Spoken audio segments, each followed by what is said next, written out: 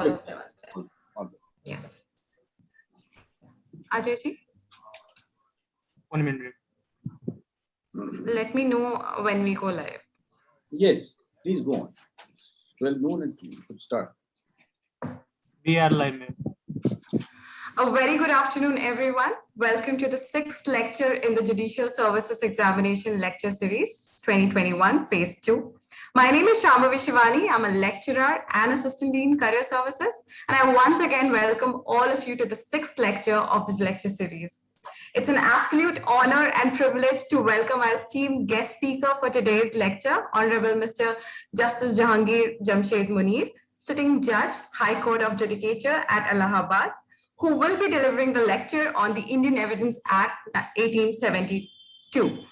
Honorable Mr. Justice Munir earned his bachelor's degree in political science honors in the year 1986, followed by an LLB degree from the Aligarh Muslim University in the year 1989, for which Lordship was awarded gold medal by the Uttar Pradesh Higher Education Commission. His Lordship joined the bar as an advocate in the year 1990 and practiced extensively in the High Court of Judicature at Allahabad for 27 years in almost all branches of law while being a member of the bar. His Lordship was counsel for writ petitioners in some of the celebrated cases like Naresh Agarwal versus Union of India and the Aligarh Muslim University versus Malay Shukla in the year 2006, where provisions of Aligarh Muslim University Amendment Act 1981 constituting it into a minority institutions were struck down and held unconstitutional by the Honorable High Court. His Lordship was also the senior panel counsel to the Government of India from the year 2015 to 2017, that is until his elevation as the additional judge at the Honorable High Court, Allahabad. His Lordship was appointed as a permanent judge at the Honorable High Court in September 2019. His Lordship, as a judge, has decided cases involving various disciplines of law, including criminal matters, labor law matters, consolidation and revenue matters, matters and appeals arising from civil suits and services matters, to name a few. It is indeed a privilege to have you with us today, Your Lordship, and thank you once again for taking out your invaluable time for our students. Today, His Lordship will be sharing his insight on the Indian Evidence Act 1872. And not taking any time further, I humbly invite Justice Mr. Munir to deliver the lecture, after which I will be taking up questions towards the end of the sessions. Just take one. Request you to kindly drop your questions in the chat box or comment sections. Over to you, sir. से case था ना हमारे decide किया बरनाली बैशिया के नाम से देख लो उसमें सर्च कर लो मिल जाए तो जल्दी welcome all of you members of the faculty, students. Am I audible? Students and other participants, if any, I am not aware.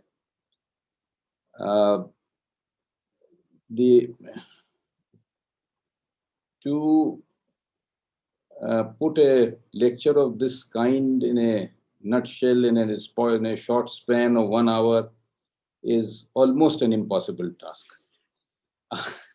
But I will try to do whatever I can make of it. The Indian Evidence Act, it was drafted, way back in the year 1872, but is one of the most sterling pieces of legislation to be found in the world.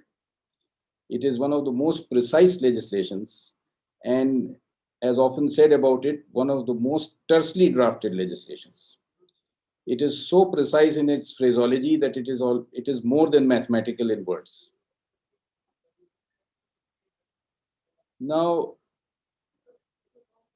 you know that the Evidence Act is divided into 3 parts broadly.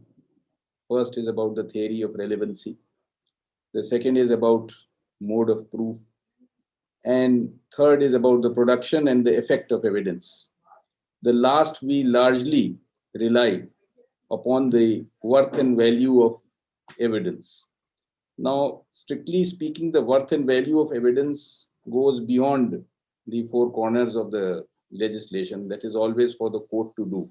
But it is the last part which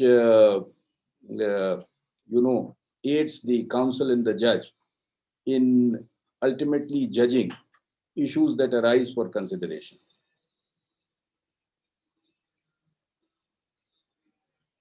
What I have thought about speaking to you generally is about 2 or 3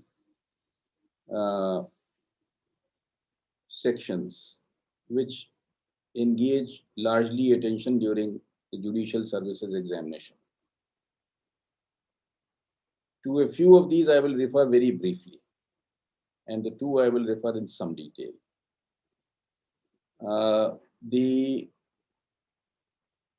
You will find that these judicial services examinations, they are designed to test your general awareness of these legislations, your working knowledge, so that once you sit in court, you do not commit a mistake on the basics. Initially, you are asked to sit as a judicial magistrate on the criminal side and as a civil judge of the junior division on the civil side. You are either trying original suits or trying these cases triable by magistrates, whether as summons cases or as warrant cases, and very few summary trials. All of these require you to have a deep insight into the Evidence Act. Evidence Act is one that applies to every jurisdiction once it is a regular court. Now, one area which you will always find that to which I will refer very briefly is about the evidence of this value of the evidence of an accomplice. There is invariably a question which almost figures always in a judicial services examination paper, that what is the value of a accomplice's testimony. Now, about the accomplice's testimony, the rule is very simple and broad. A accomplice's testimony under section 133 is admissible against another co-accused. It is one of those areas where evidence that is not otherwise relevant under the first part is made relevant under the third part. It is rather made admissible, as it is said that at times everything that is admissible is not everything that is relevant is not admissible, and everything that is admissible is not relevant. 133 is an illustration of that. For example, about the testimony of a co-accused, nothing is said in the part of relevancy. It is not excluded altogether, but nothing is spoken about it. But here it is made admissible. It is said that yes, it can be read. It is admissible, but it comes with a big caveat, and the big caveat is that when relying on accomplice evidence, the court has to be very careful to receive such evidence with caution.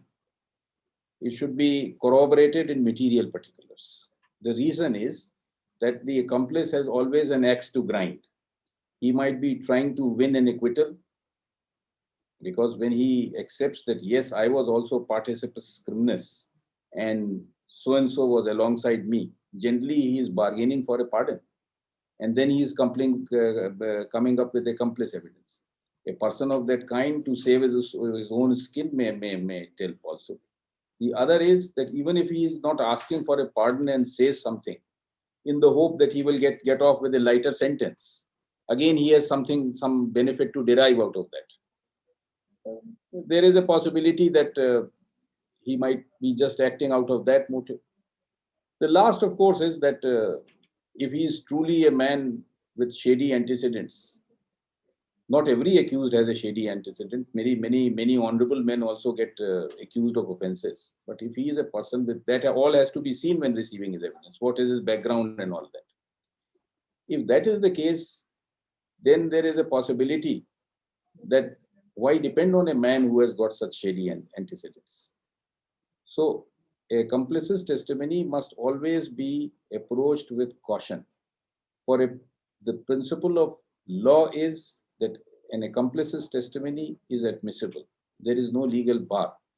But the rule of prudence is that it should always be received with caution. It should be received. It should not be received liberally, should be received only when corroborated in material particulars. This is one area where judicial services examinations will always try to explore a candidate's knowledge about this feature of accomplice evidence, which time and again often comes up before young magistrates. It is not so much relevant before senior judges, sessions judges. It is not much relevant. For magistrates, it is very relevant, and that is it. For sessions judges also, any judge who is doing a criminal trial, but magistrates, yes, it is all, they are always probed about it. Now, there is another area I just wanted to refer to briefly, and that a magistrate confronts sometimes, often rather, not very frequent, but often. And that is when there is a claim about property, about a person whose whereabouts are not known. You can well understand that I am talking about Section 108 of the Evidence Act. A person whose whereabouts are not known for the past 7 years by those who ought to be aware about his whereabouts, like his family members. If a man lives with a family, say comprising his wife and child, or maybe a father and an old mother, and nobody has heard of him for the past 7 years, the law presumes that from the date of his known appearance and a continuous period of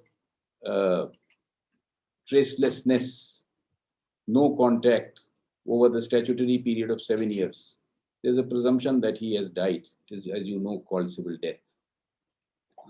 These issues do arise in the context of inheritance, whether it be testamentary or it be it succession, or in some other context relating to disposition of immovable property, transactions affecting immovable property. Sometimes these often arise in the context of a kind of suits which are very commonplace these days.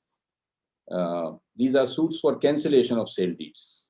You're aware? Suits for cancellation of sale deeds are filed before civil judges, asking that such and such the sale deed is a nullity because it has been executed by an impostor. This man was dead. Somebody may say that this man was not actually dead, well, but he's not been heard of for the past 10 years by those who should have met him or knew his whereabouts during these 10 years. So the plea is that the man has met a civil death, and therefore the sale deed executed by him is indeed by an impostor. That plea does come. Now, of course, there is other evidence to judge it, the thumb impressions, the signatures, the photograph. Nowadays, there are many things to a sale deed in which in yesteryears were not there except for the thumb impression. But if somebody is able to show or is not able to show that conclusively that the thumb impression or the signatures of the man are his own, then yes, civil death becomes an important question, rather the most important question. So what would be the law about it?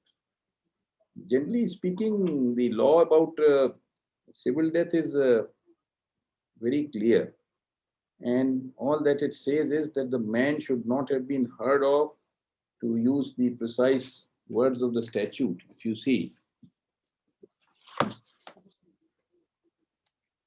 all lawyers and judges should develop the sound habit handed over generations of men of the law to read the same statutory provision over and over again whenever they are confronted with the issue about it. And I will shortly tell you the reason why it is important. You might have known it by heart, yet again you must read it. Now see, the short title of the section is 108, burden of proving that person is alive who has not been heard of for 7 years.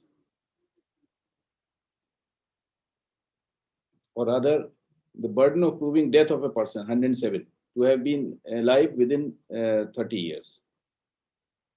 Now, what does it say? Kindly see.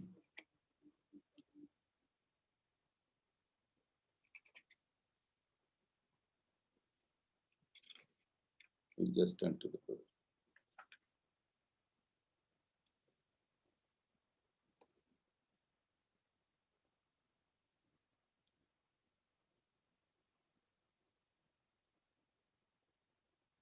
Provided that when,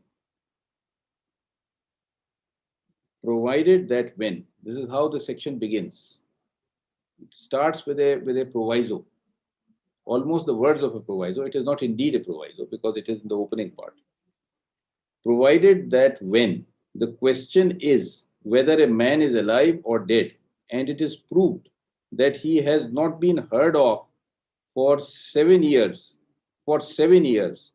by those who would naturally have heard of him,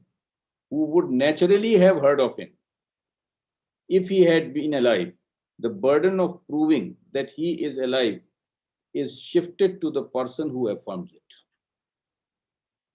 Kindly mark it. 7 years is the time. Now, supposing a man says that here is a deed executed by X in my favor, and well, the deed is said to be a sham. It would be very technical and a matter of action, of the nature of action, that who comes up with the challenge. Supposing a plaintiff comes and says that this deed is invalid because this person has not been heard of for the past 7 years by those who should have heard of him naturally. The burden would be on him to show that he has not been heard of. And then the other side would have the burden of coming forward with evidence of his whereabouts, of his being alive. Now, if that is not so, the defendant puts in a sale deed which is disregarded, which has already been disregarded, say, by a mutation court. And the issue is whether the man was alive or not. The burden would be on the defendant to affirmatively prove that he was alive.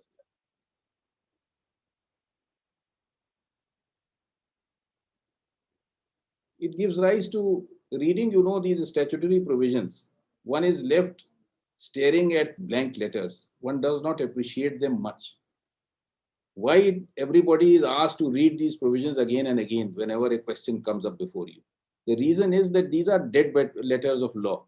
You will never be able to understand what they mean. But when you have some facts in hand, you will realize that these letters of law will have a life of their own. And every different case will show to you that there is a different angle to this statutory provision, a different shade to it, depending on the facts that you have in hand. That is why you are asked to read again and again, because you are not teaching this provision of law like I am for the time being. When you are arguing a case or deciding a case, you have a question to decide, and then when you look into this provision of law, you will get a new vantage to it.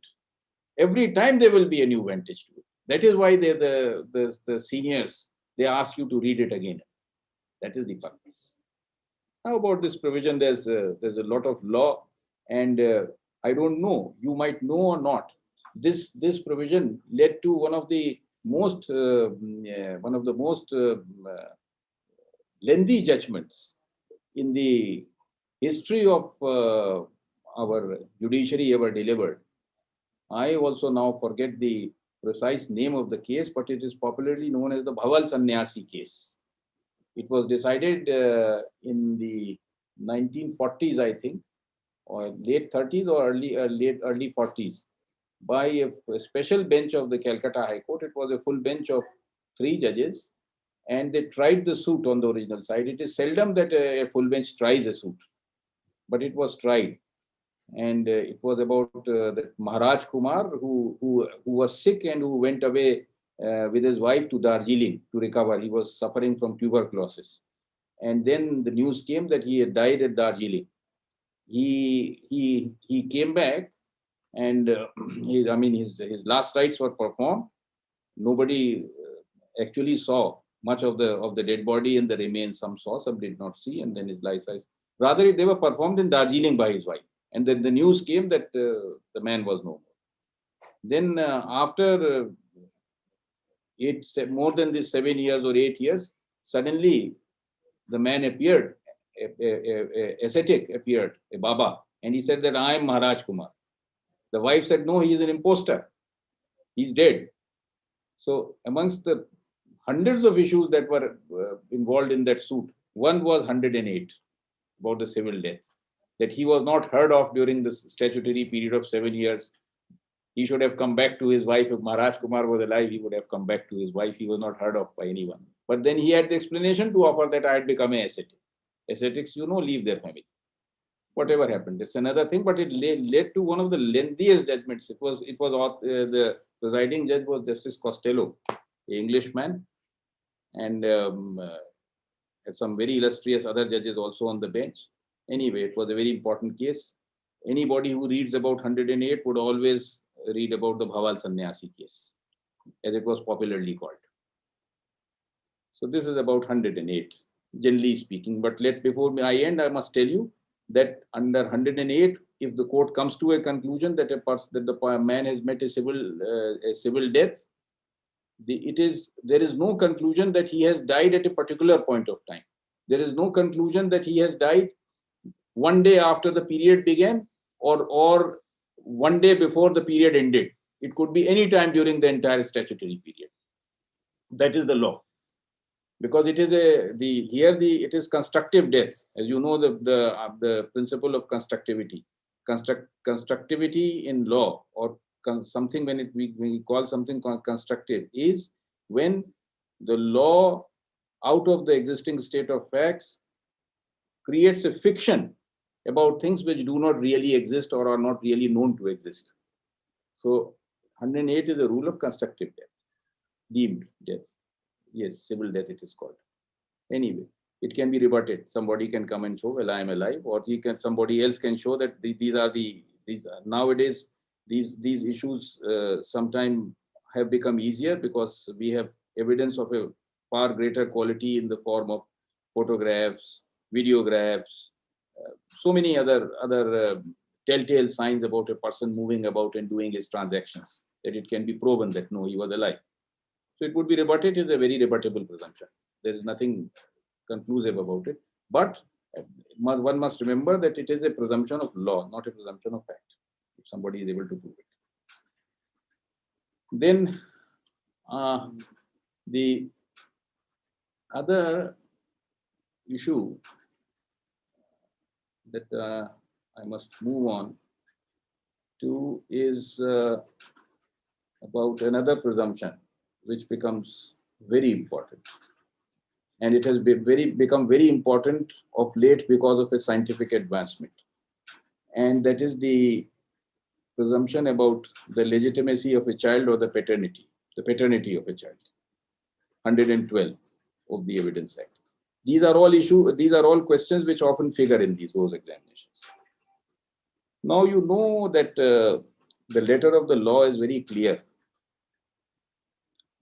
Again, as we read it, what does 112 says? It says,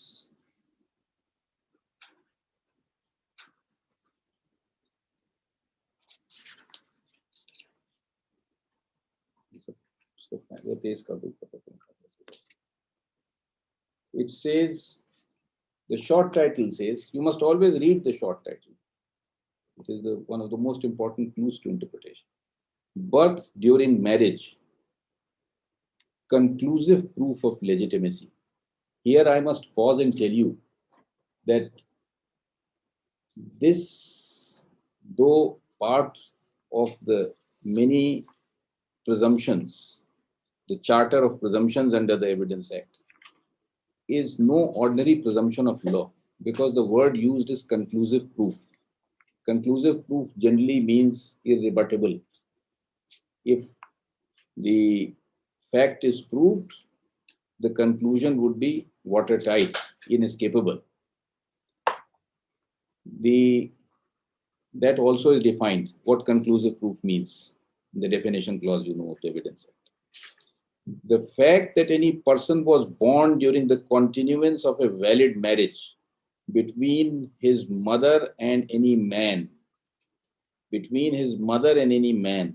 or within 280 days after its dissolution, the mother remaining unmarried, shall be conclusive proof that he is the legitimate son of that man, unless it can be shown that the parties to the marriage had no access to each other at any time when he could have been begotten.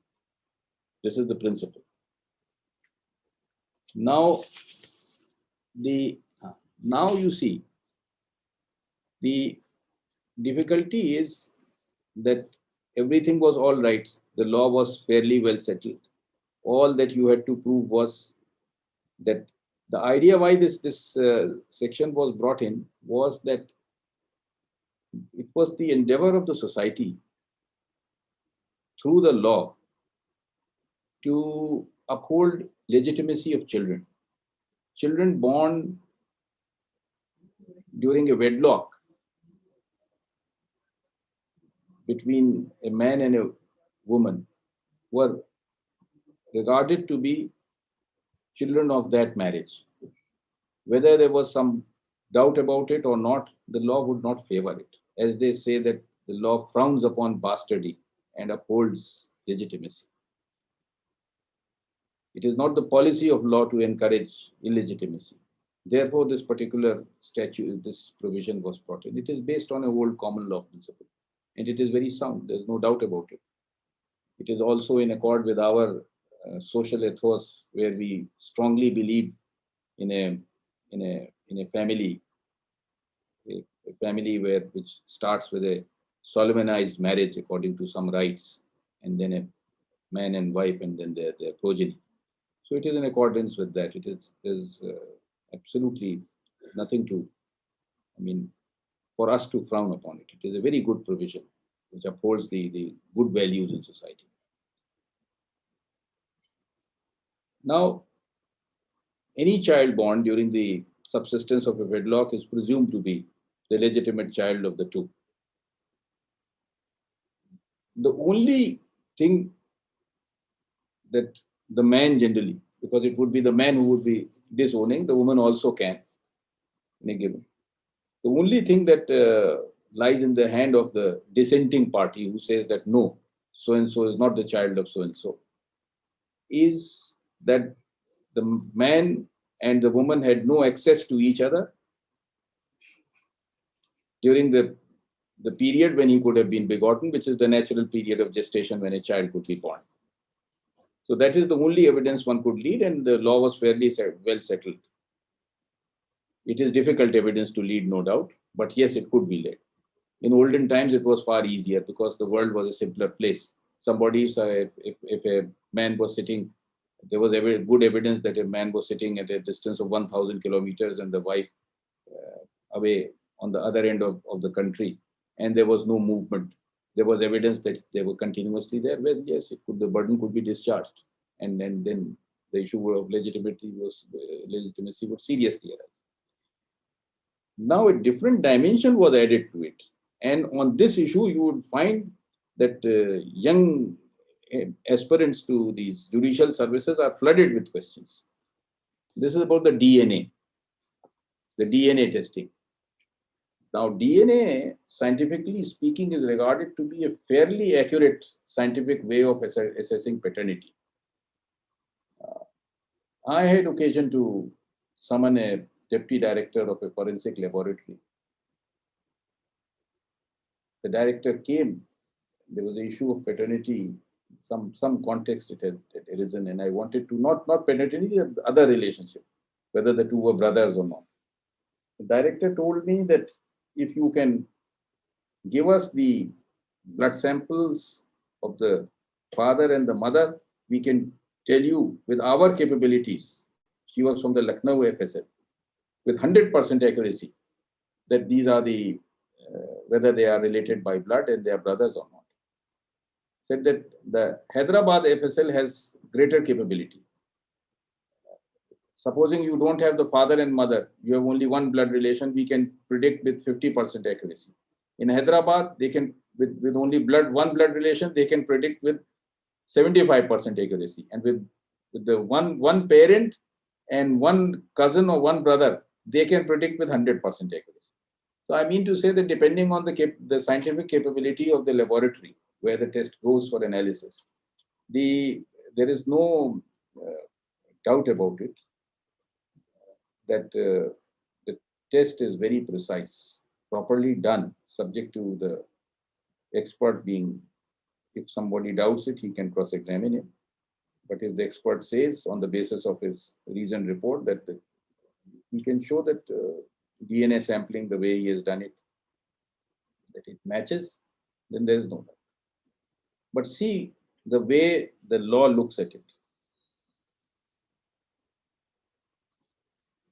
The law says, you know, that questions that are essentially legal are to be decided by courts. They are not to be decided by scientists and doctors. Under this Evidence Act, you know that the opinion, the evidence of an expert is nothing more than an opinion. Howsoever high, howsoever accurate it might be, it is nothing more than an opinion. It is not the doctor who decides the paternity. It is not the doctor, it is the judge who decides it. The doctor's opinion, howsoever weighty, is only a piece of evidence. Isn't it? This is how the statute is. It has been held, there are decided cases, that as the statute stands, ultimately, whatever be the DNA report, ultimately, if somebody is able to rebut this burden that the man had no access to the wife during the relevant period of time, and a finding is recorded, the DNA report will not be able to help the person establishing his paternity. It will not be able to. Those decisions I may briefly refer to because they're important.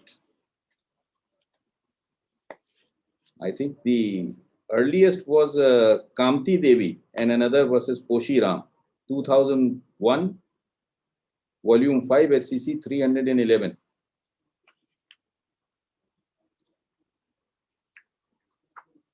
And it was held there.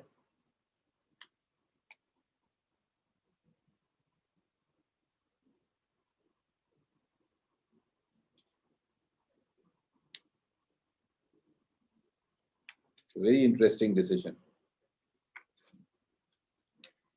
It was said the result of a genuine DNA test is said to be scientifically accurate.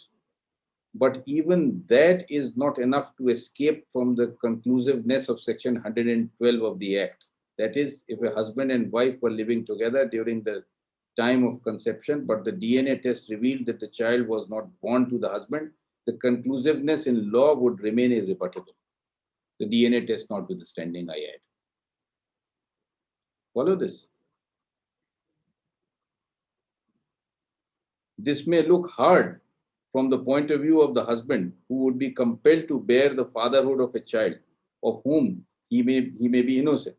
But even in such a case, the law leans in favor of the innocent child from being bastardized if his mother and her spouse were living together during the time of conception. Hence, the question regarding the degree of proof of non-excess for rebutting the conclusiveness must be answered in the light of what is meant by excess or non-excess as delineated herein. I'm not concerned much about that excess or non-excess. The idea is that the DNA test is not a complete answer to this provision of the law, which has always been there as the law stands. The same position remained in Shamlal Kuldeep versus Sanjeev Kumar and others, 2009, 12 SCC 454. This was about succession. That was in the context of a criminal matter. This was about succession. It was succession to a Mitakshara joint family. And here also, what was held was that the presumption has to be discharged according to the provisions of section 112 and not in any other manner. So the DNA test remains an important evidence, no doubt, but it is not a complete and foolproof answer. To the scientist, it may be, but not to the court. And ultimately, it is the court which has to decide the paternity. Those cases are not decided in laboratories and hospitals. Then there is still another decision which is important. It is very important. One must always, this is Dipanvita Roy versus Rono Brita Roy. This arose out of a matrimonial cause where there were allegations of adultery. So one was a criminal matter, the other was a civil matter. This is a matrimonial cause. Same provision at play in different fields that you can see. The question, here again, the same principle was laid down. The Supreme Court, they are speaking about themselves, their lordships of the Supreme Court. The Supreme Court in Nandlal Vasudeva Badwe, the one I was referring right now, clearly opined that proof based on a DNA test would be sufficient to dislodge a presumption under Section 112. Further, it is borne from the decisions rendered in Supreme Court in Bhavani Prasad Jaina that depending on the facts and circumstances of the case, it would be permissible for a court to direct the holding of a DNA examination to determine the veracity of the allegations which constitute one of the grounds on which the party concerned would either succeed or lose. However, it is not disputed that if the direction to hold such a test can be avoided, it should be avoided. The reason is that the legitimacy of a child should not be put to peril. And then ultimately, hence the direction. This should simultaneously be taken as the most authentic, rightful, and correct means also with the wife for her to rebut the assertion made by the husband and to establish that she had been unfaithful, adulterous, or disloyal. If the appellant wife is right, she shall be proved to be so. Personally speaking, so it was held that the DNA test is very important. It can displace the presumption, but it cannot ultimately be the infallible answer to the presumption. I don't know. Speaking for myself, I take umbrage to not to their lordship's words, but generally as we speak, the wife being disloyal, as if she is a servant. No, the husband can also be disloyal. Loyalty is not a word which should generally be employed unless it is employed both ways. Then older expressions persist. Legitimacy of child. Then the other is this decision in Badwig, which I was telling you, referred to here. It was held that the scientific proof provided by DNA test report acceptable, presumption of legitimacy of child stands conclusively rebutted. In this case, the DNA test was accepted as rebutting the presumption, but it is not that it is a complete answer. It is just a piece of evidence, and in this case, it was accepted. That is all. There's a very recent Rajasthan decision also, and where all these decisions have been noticed, and it is said that the DNA test would avoid unnecessary harassment and embarrassment to the persons involved. DNA test will bring more certainty and quietus to the issue and result in quick disposal of the case. That's all. That's about it. But the issue that still survives it, that some legislative change would be required there. Still somebody may doubt that there could be other evidence. So you cannot leave it to the assessment of a doctor ultimately, an issue on which so much of the rights turn. Sometimes it could be life and death. At others, it could be the loss of the entire inheritance. At others, there could be anything. So it is ultimately to be left to the court. This is a very important area. Then the last, I should have reserved more time for it, but I can see the clock ticking. That is about proof, this electronic evidence. It has been a matter of great debate that when the Evidence Act was naturally placed there on the statute book, we did not even have hints of what we know as information technology today or computers or anything. So we had two kinds of evidence, oral and documentary. Document everybody knew, and they were far-sighted enough. You will not say that the draftsman of this legislation confined it to a written document. If you remember the words, they said that it includes a lithograph and so many other things, which would also be documents. What a document means, they said all that whatever they could envisage at that time, way back in 1872.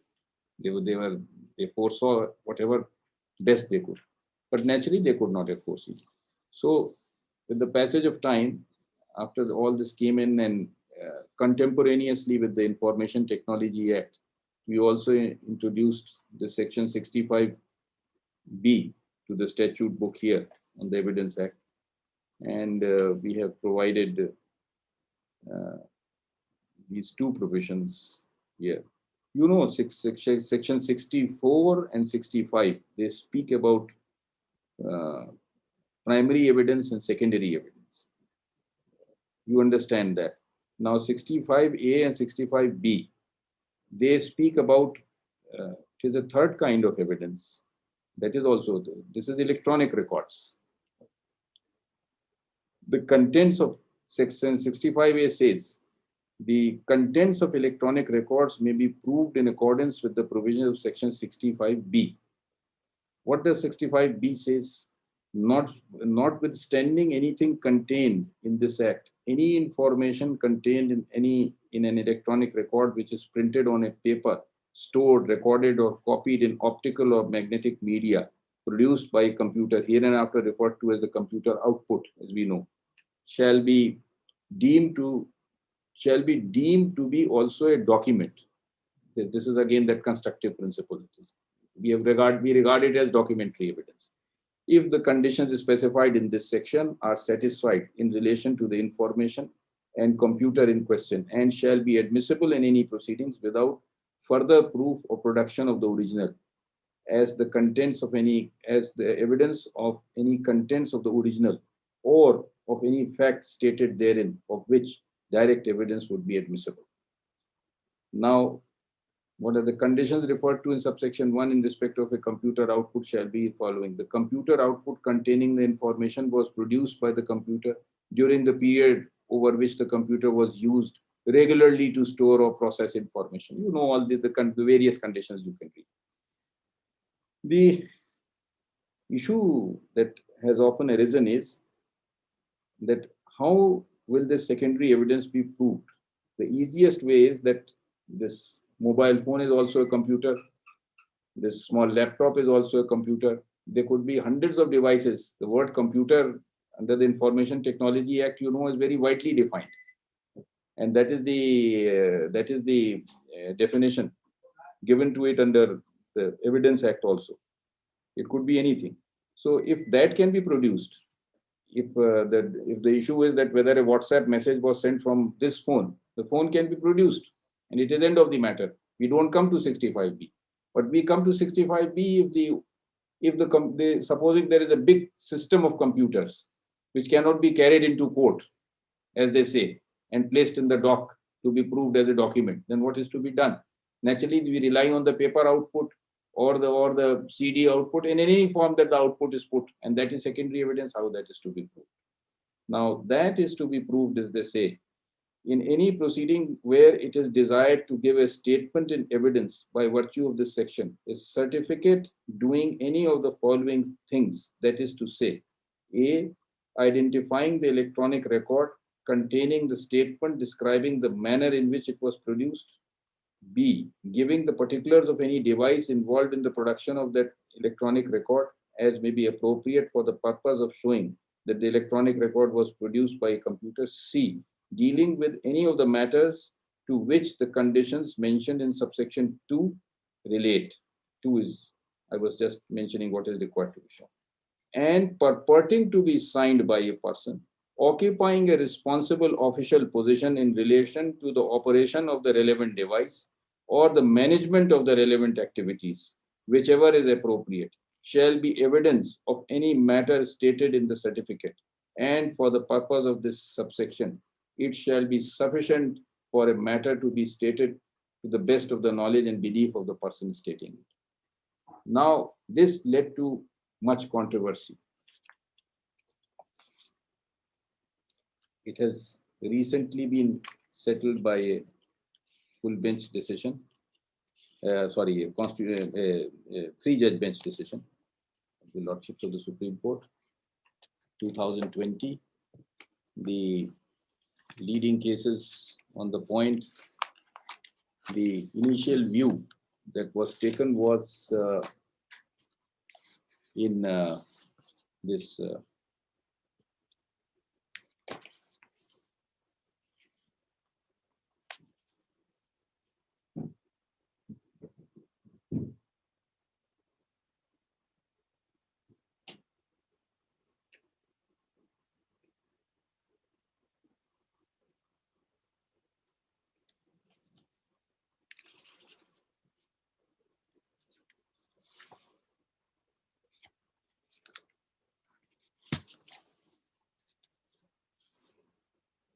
there was this decision in this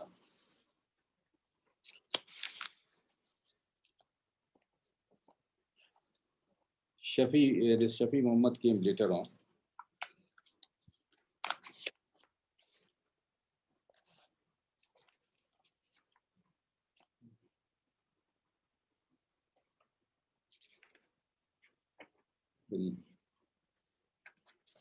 The latest decision, which is summarized the law, is this Arjun Pandit Rao Khotkar versus Kailash Kushan Rao Guranteyal and others.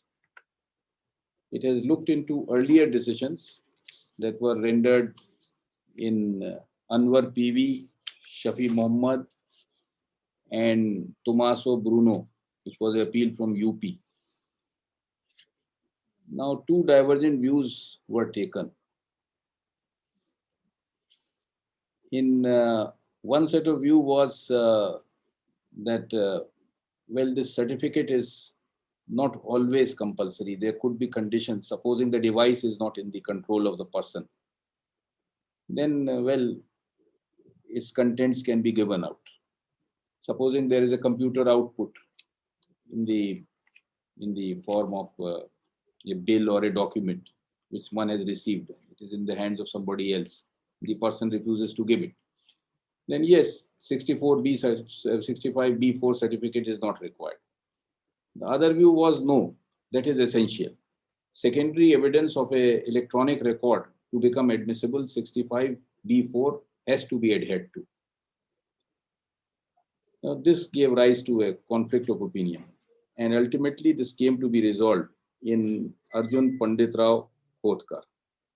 Here, the view that found favor was that it is essential to produce the required certificate, and if the person who holds the device and who has official control over it, or who is in management of the device, refuses to give that certificate, one can resort to all the processes of law of discovery and inspection to cause the production of that certificate.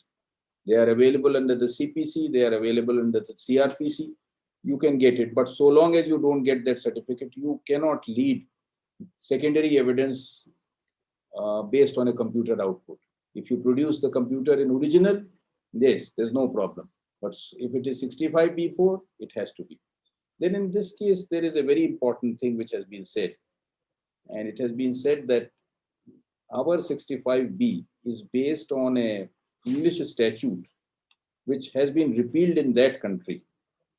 And Canada also has legislated along different lines. They have now equated all these computer records to ordinary documents. And therefore, these kind of certificates are not required. So if the legislature were to look into it, they might make these matters easier and these difficulties might subside. But so long as the statute stands as it is, there is no way out. That certificate has to be produced. If the person who is in charge does not give it, then yes, you have to enforce it through the means known to law, discovery, inspection, summoning of records, summoning of witnesses. and ultimately coercive processes. And unless it is there, the secondary evidence would not be admissible. This is what was the last word of the Lordships of the Supreme Court. And as it is said, that law is the last judgment of the last judge. So it is the last judgment. All of them are by the last judge. They are all Supreme Court judgments.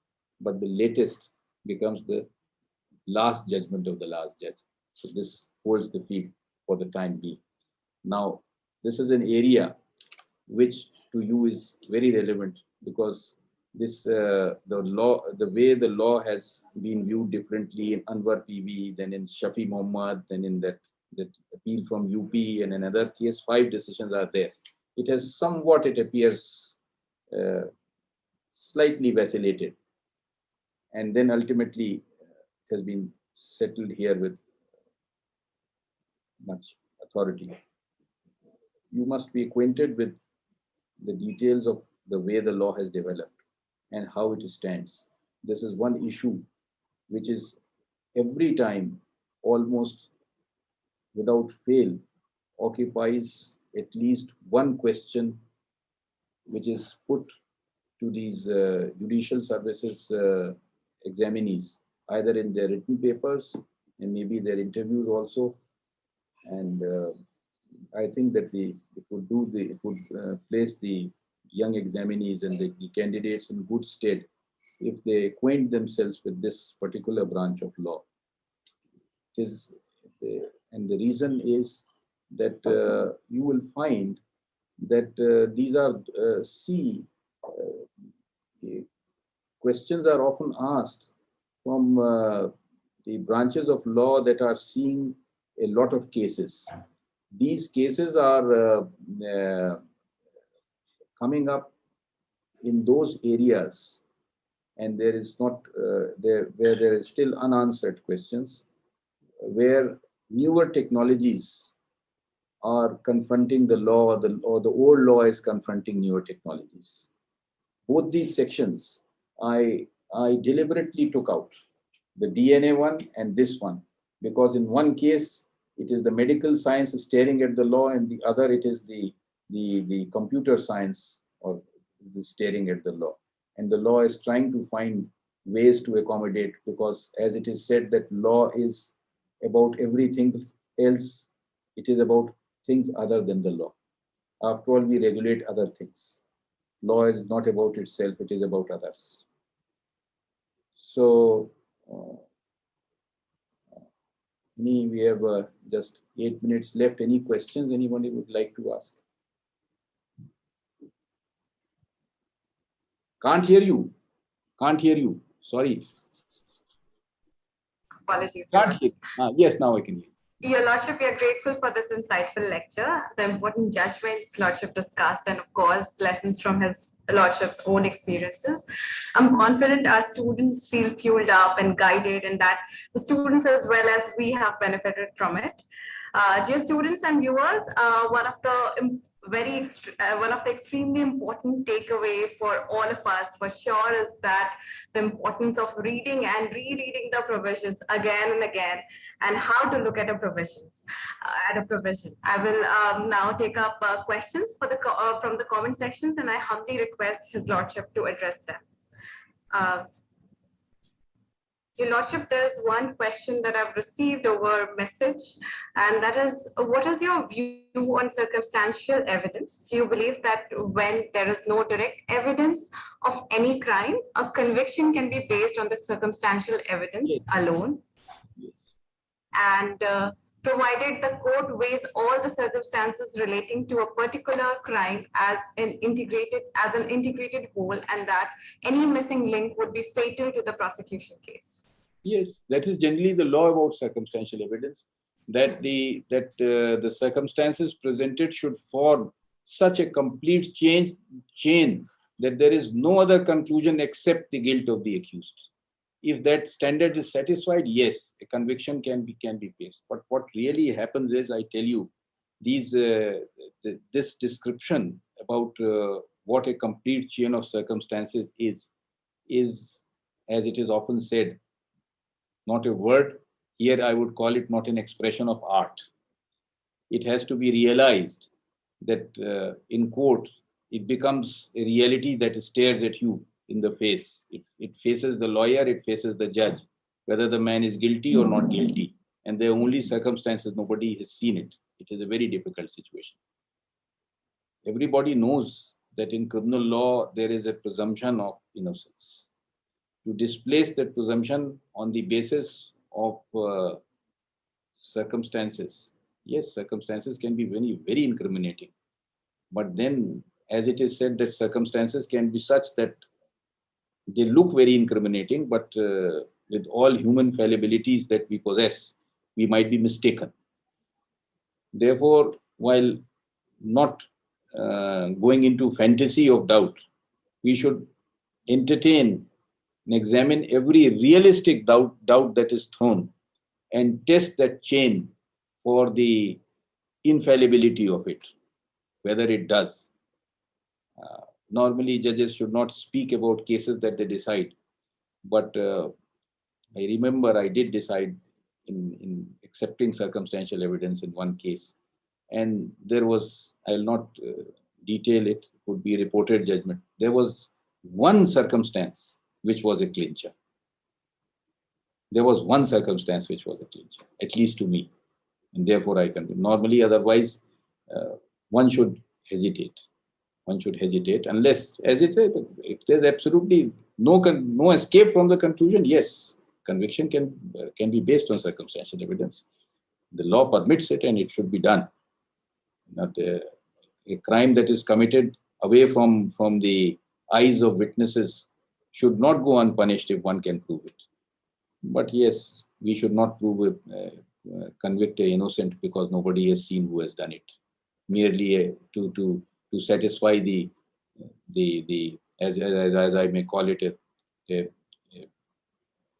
thirst to punish, bloodthirsty society that now some wrong has been done, so it must be punished.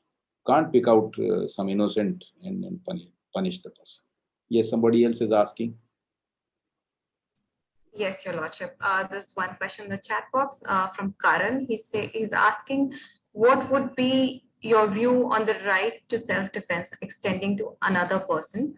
Could the courts even consider the discharge of the accused without having a trial, as the accused may accept all the charges against him or her, but may continue pleading on the right to self-defense?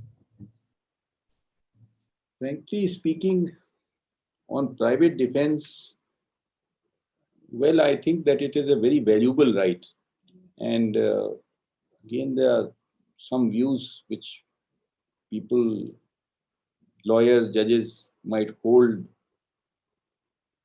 privately, but generally, whenever a defense of this private defense is taken, it is tried. Except for police officers, nobody else is discharged. But I think that yes, persons should be discharged if it is so glaringly clear that some intruder has entered your house in the night at 2 p.m. with a gun and you have shot him. Maybe because he was going to attack your child, or maybe he was going to attack your some other family member, or maybe any unconnected person who was there, a friend or a guest or a servant. Yes, I think one should have take a holistic view. But the practice is that in such matters, the defense is put to trial. Defense is put to trial. I remember an old incident which was just to be on the slightly hilarious side, so that we leave. There was a very renowned lawyer from the districts who was elevated as a high court judge, I think in the 50s or 60s, Justice Gangeshwar Prasad. So when he was a district court lawyer, he was conducting criminal and civil cases both. So the case was that, as I said, in the night, some intruder had entered the house, and the man in self-defense took out his licensed gun and he shot him. And the single shot was fatal. The man died, the intruder died. So the prosecution were arguing that he had exceeded his right of self-defense.